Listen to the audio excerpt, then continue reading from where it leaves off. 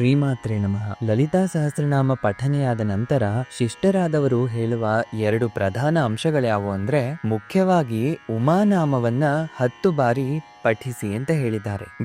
ಗೊತ್ತಿಲ್ದೇನೋ ಯಾವುದೋ ದೋಷಗಳಾಗಿದ್ರೆ ಆ ದೋಷಗಳೆಲ್ಲ ಉಮಾನಾಮ ಸ್ಮರಣೆಯಿಂದ ತೊಲಗಿ ಹೋಗುತ್ತವೆ ಅಂತ ಶಿಷ್ಟರಾದವರು ಹೇಳಿದ್ದಾರೆ. ಶಾಸ್ತ್ರವು ಮತ್ತೆ ಶಿಷ್ಟಾಚಾರ ಈ ಎರಡರಿಂದಾನೇ ನಾವು ಭಾಷ್ಯಕ್ಕೆ ವಿವರಣೆಯನ್ನ ಹೇಳ್ಕೊಳ್ಳೋದು ನಡೀತಾ ಇದೆ. ಇಲ್ಲಿ ಲಲಿತಾ ಸಹಸ್ರನಾಮ ಸ್ತೋತ್ರವನ್ನೆಲ್ಲ ಹೇಳಿ ಮಹಾನುಭಾವ ಹಯಗ್ರೀವ ಸ್ವಾಮಿ ಹೇಳ್ತಿದ್ದಾರೆ, ಇತ್ಯೇತನ್ ನಾಮ ಸಾಹಸ್ರಂ ಕಥಿತಂ ತೇ ಘಟೋದ್ಭವ ರಹಸ್ಯಂತೆ ರಹಸ್ಯಂ ಚ ಲಲಿತಾ ಪ್ರೀತಿದಾಯಕಂ.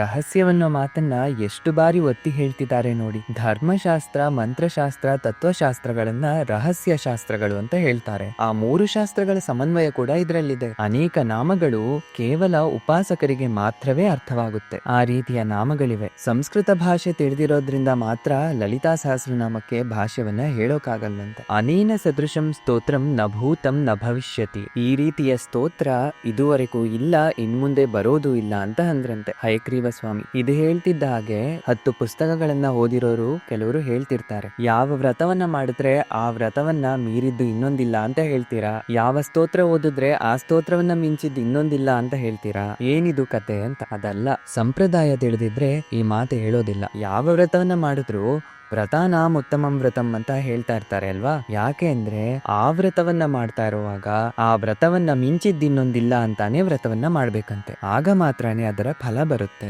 ಅದ್ಬಿಟ್ಟು ಈಗ ಒಂದು ವ್ರತ ಮಾಡ್ತಾ ಇದ್ರು, ಇದು ಇದೆ ಆದ್ರೆ ಇದನ್ನ ಮಿಂಚಿದ ಇನ್ನೊಂದು ವ್ರತವೂ ಇದೆ ಅಂತ ಭಾವನೆಯಿಂದ ನಾವು ವ್ರತ ಮಾಡಿದಾಗ ಈ ವ್ರತದಲ್ಲಿ ನಮ್ಮಿಂದ ಆರಾಧಿಸಲ್ಪಡ್ತಾ ಇರೋ ಆ ದೇವತೆಗೆ ಆ ಶ್ರದ್ಧೆ ಕಾಣಿಸೋದಿಲ್ಲ. ಅದಕ್ಕೆ ಶ್ರದ್ಧೆ ಅಂದ್ರೆ ಯಾವುದನ್ನ ನಾವು ಆಶ್ರಯಿಸಿರ್ತೀವೋ ಅದೇ ಪರಮಂ ಅನ್ನೋ ಭಾವನೆ ನಮ್ಮಲ್ಲಿರ್ಬೇಕು. ಇದು ತಿಳಿಯದೆ ಶಿವಪುರಾಣ ಓದಿದ್ರೆ ಶಿವನು ದೊಡ್ಡವನು, ವಿಷ್ಣು ಪುರಾಣ ಓದಿದ್ರೆ ವಿಷ್ಣು ದೊಡ್ಡವನು, ಶಕ್ತಿ ಪುರಾಣ ಓದಿದ್ರೆ ಶಕ್ತಿ ದೊಡ್ಡದು, ಹಾಗಾದ್ರೆ ಯಾರು ದೊಡ್ಡವರು ಅಂತ ಕೇಳ್ತಾರೆ. ನೀವು ಯಾವ ದೇವತೆಯನ್ನ ಆರಾಧಿಸ್ತಿದ್ದೀರೋ ಆ ದೇವತೆ ಎಲ್ಲರಿಗಿಂತ ದೊಡ್ಡವರು ಅಂತ ಅನ್ಕೋಬೇಕಂದ್ರೆ. ಹಾಗಂತ ಮಿಕ್ಕದವರನ್ನ ಕೇವಲವಾಗಿ ನೋಡಬಾರದು. ಇದು ತಿಳಿದು ಆ ದೇವತೆಯ ಉಪಾಸನೆ ಯಾರು ಮಾಡ್ತಾರೋ ಆ ದೇವತೆ ಅವರಿಗೆ ಪರಬ್ರಹ್ಮವಾಗಿ ಕಾಣಿಸುತ್ತೆ. ಅದೇ ವಿಧವಾಗಿ ಇಲ್ಲಿ ಕೂಡ ಈ ಸ್ತೋತ್ರವನ್ನ ಪಠಿಸುವಾಗ ಇದನ್ನ ಮಿಂಚಿದ ಸ್ತೋತ್ರ ಯಾವುದು ಇಲ್ಲ ಅಂತಾನೆ ಪಠಿಸಬೇಕು. ಇದರ ಕೆಲವು ಶಕ್ತಿಗಳನ್ನ ಹೇಳಿದ್ದಾರೆ ನೋಡಿ. ಸರ್ವ ರೋಗ ಪ್ರಶಮನಂ, ಸರ್ವ ಸಂಪತ್ ಪ್ರವರ್ಧನಂ, ಸರ್ವಾಪಮೃತ್ಯು ಶಮನಂ, ಕಾಲ ಮೃತ್ಯು ನಿವಾರಣಂ,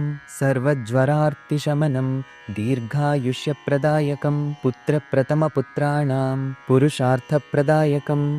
ಇದಕ್ಕೆ ನಾನು ಯಾವುದು ಕನ್ನಡದಲ್ಲಿ ಅನುವಾದ ಹೇಳೋ ಅವಶ್ಯಕತೆ ಇಲ್ಲ, ಎಲ್ಲರಿಗೂ ಗೊತ್ತಾಗುತ್ತೆ. ಇಷ್ಟು ಫಲಗಳಿದಾವಂತೆ. ಹಾಗಿದ್ರೆ ಲಲಿತಾ ಸಹಸ್ರನಾಮದಲ್ಲಿ ದೊಡ್ಡ ವಿಶೇಷ ಏನಂದ್ರೆ ಭೌತಿಕ ಫಲಗಳನ್ನು ಕೊಡ್ತಾ ಇದೆ, ಮುಕ್ತಿಯನ್ನು ಕೊಡ್ತಾ ಇದೆ. ಕೆಲವು ವಿದ್ಯೆಗಳಲ್ಲಿ ನಾವು ಐಹಿಕ ಫಲಗಳನ್ನ ಮಾತ್ರ ಕೊಡ್ತೀವಿ, ಮುಕ್ತಿಗೋಸ್ಕರ ಇನ್ನೊಂದು ಕಡೆ ಹೋಗಿ ಅಂತ ಹೇಳ್ತಾವಂತೆ. ಈ ಸ್ಪೆಷಲೈಸೇಷನ್ ಡಾಕ್ಟರ್ಸ್ ತರ ಇನ್ನು ಕೆಲವು ಮಂತ್ರಗಳಿರ್ತಾವಂತೆ. ನಾವು ಮುಕ್ತಿಯನ್ನ ಮಾತ್ರ ಕೊಡ್ತೀವಿ, ಐಹಿಕ ಫಲಗಳನ್ನ ಕೊಡೋದಿಲ್ಲ ಅಂತ ಇನ್ನು ಕೆಲವು ಮಂತ್ರಗಳು ಹೇಳ್ತಾವಂತೆ. ಆದ್ರೆ ಶ್ರೀವಿದ್ಯೆ ಮಾತ್ರ ಎರಡೂ ಕೊಡ್ತೀನಿ ಅಂತ ಹೇಳುತ್ತಂತೆ. ಅದಕ್ಕೆ ಇವೆಲ್ಲ ನಡಿಬೇಕು. ಸರ್ವರೋಗ ಪ್ರಶಮನಂ, ಸರ್ವ ಸಂಪತ್ ಪ್ರವರ್ಧನಂ. ಆದ್ರೆ ಕೋರಿಕೊಳ್ಳಬೇಕಾದದ್ದು ಒಂದೇ, ನನ್ನ ಸಾಧನೆಗೆ ಆಟಂಕವಾಗದಂತೆ ಇವುಗಳನ್ನ ಕೊಡು ಅಂತ ಕೇಳ್ಬೇಕು. ಈ ಕೋರಿಕೆ ತುಂಬಾ ಮುಖ್ಯ.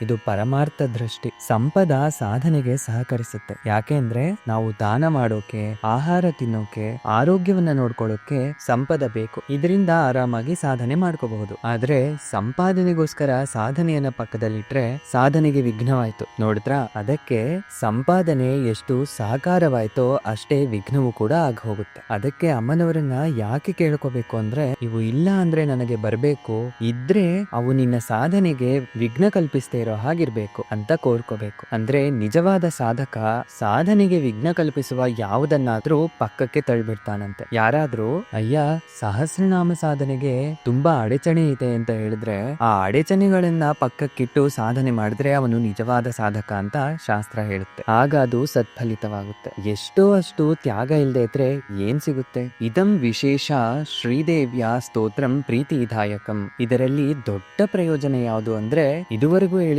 ಒಂದು ಕಡೆ, ಯಾವುದು ಸರ್ವರೋಗ ನಿವಾರಣಂ, ಸರ್ವ ಸಂಪತ್ ಪ್ರವರ್ಧನಂ, ಇವೆಲ್ಲ ಒಂದು ಕಡೆ ಅಂತೆ. ಕಟ್ಟ ಕಡೆಯದಾಗ ಹೇಳಿದ ಒಂದು ಮಾತು ಇನ್ನೊಂದು ಕಡೆ. ಅದರ ಮೇಲೆ ದೃಷ್ಟಿ ಇಡೋದಿಲ್ಲ. ಯಾವುದು ಮೇಲೆ ಕಾಣ್ತೋ ಅದರ ಮೇಲೆ ದೃಷ್ಟಿ ಇಡ್ತಾರೆ. ಆದ್ರೆ ನಿಜವಾದ ಉಪಾಸಕರು, ಶಿಷ್ಟಾಚಾರದಿಂದ ದೀಕ್ಷೆಯನ್ನ ಪಡೆದಿರೋರು ಮೊದಲಿನವನ್ನ ಯಾವುದನ್ನೂ ಗಮನಿಸೋದಿಲ್ವಂತೆ. ಒಂದೇ ಹೇಳ್ತಾರೆ, ಅದೇನು ಅಂದ್ರೆ ಲಲಿತಾ ಪ್ರೀತಿ ವಿಧಾಯಕಂ. ಅಮ್ಮನವರಿಗೆ ಪ್ರೀತಿಯನ್ನ ಹೊಂದಿಸುತ್ತೆ ಈ ಸ್ತೋತ್ರ ಪಠನೆ ಮಾಡಿದ್ರೆ. ಇನ್ನು ಇದಕ್ಕಿಂತ ಇನ್ನೇನ್ ಬೇಕು? ಅಮ್ಮನವರು ಸಂತೋಷಿಸ್ತಾರೆ. ಅದಕ್ಕೆ ಶಿಷ್ಟಾಚಾರ ಪ್ರಕಾರವಾಗಿ ಶ್ರೀವಿದ್ಯಾ ದೀಕ್ಷೆಯನ್ನ ತಗೊಳ್ಳೋದು ಅಷ್ಟು ಸುಲಭವಾದದ್ದಲ್ಲ.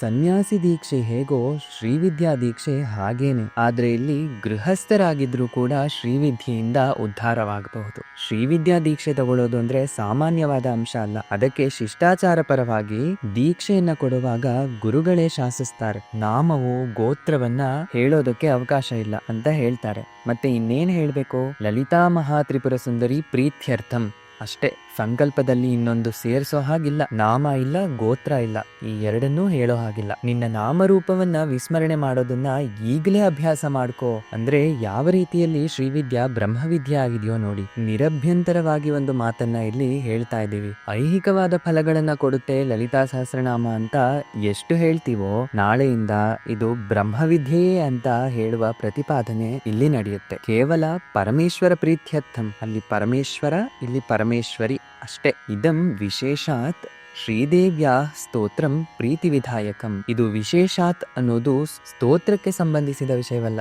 ಫಲಶ್ರುತಿಗೆ ಸಂಬಂಧಿಸಿದ್ದು. ಇದುವರೆಗೂ ಹೇಳಿದ ಫಲಗಳಷ್ಟೇ ಅಲ್ಲದೆ ವಿಶೇಷವಾಗಿ ಸಾಮಾನ್ಯ ಫಲಗಳು ಇದುವರೆಗೂ ಹೇಳಿರೋವು. ವಿಶೇಷವಾಗಿ, ವಿಶೇಷ ಅಂದ್ರೆ ಪರ್ಟಿಕ್ಯುಲರ್, ಸಾಮಾನ್ಯ ಅಂದ್ರೆ ಜನರಲ್. ಇದುವರೆಗೂ ಹೇಳಿರೋವು ಸಾಮಾನ್ಯ ಫಲಗಳು. ಈಗ ಹೇಳ್ತಾ ಇರೋದು ವಿಶೇಷವಾದ ಫಲ. ಅದಕ್ಕೆ ಇಲ್ಲಿ ಇದಂ ವಿಶೇಷಾತ್ ಶ್ರೀದೇವ್ಯಾ ಸ್ತೋತ್ರಂ ಪ್ರೀತಿ ವಿಧಾಯಕಂ. ಆ ಶ್ರೀಮಾತೆಯ ಪ್ರೀತಿಯನ್ನ ಕಲಗಿಸುವ ಸ್ತೋತ್ರ ಇದು. ಲಲಿತೋಪಾಸಕನು ಲಲಿತೋಪಾಸನ ತತ್ಪರನು. ನಿಜವಾದ ಅಮ್ಮನವರಿಗೆ ಪ್ರೀತಿ ಹೊಂದಿಸುವ ಉಪಾಸಕ ಹೇಗಿರ್ತಾನೆ ಅಂದ್ರೆ ಸಾತ್ವಿಕ ಸಾಧನೆಯನ್ನ ಮಾಡ್ತಾನೆ, ತಾತ್ವಿಕ ಚಿಂತನೆಯನ್ನ ಮಾಡ್ತಾನೆ. ಅದಕ್ಕೆ ಸಾಧನೆಯಲ್ಲಿ ಸಾತ್ವಿಕತೆ, ಚಿಂತನೆಯಲ್ಲಿ ತಾತ್ವಿಕತೆ, ಈ ಎರಡು ಇದ್ರೇನೆ ಅವನಿಗೆ ಇಹವು ಪರವು ಎರಡೂ ಇರುತ್ತೆ. ಅದಕ್ಕೆ ಲಲಿತೋಪಾಸ್ತಿ ತತ್ಪರಃ. ಲಲಿತೋಪಾಸನ ತತ್ಪರನು ಪ್ರಯತ್ನ ಪೂರ್ವಕವಾಗಿ ಇದನ್ನ ಜಪ ಮಾಡಬೇಕು. ನೋಡಿದ್ರ ಇಲ್ಲಿ ಜಪೇತ್ ಅಂತ ಹೇಳಿದ್ದಾರೆ. ಸ್ತೋತ್ರವೇ ಆಗಿದ್ರೆ ಪಠೇತ್ ಅಂತ ಹೇಳಿರೋರು. ಜಪ ಅಂತ ಯಾವ್ದನ್ನ ಹೇಳ್ತಾರೆ? ಮಂತ್ರವನ್ನೇ ಜಪ ಅಂತಾರೆ. ಸ್ತೋತ್ರವಾದ್ರೆ ಪಠನ ಅಂತಾನೆ ಹೇಳ್ಬೇಕು.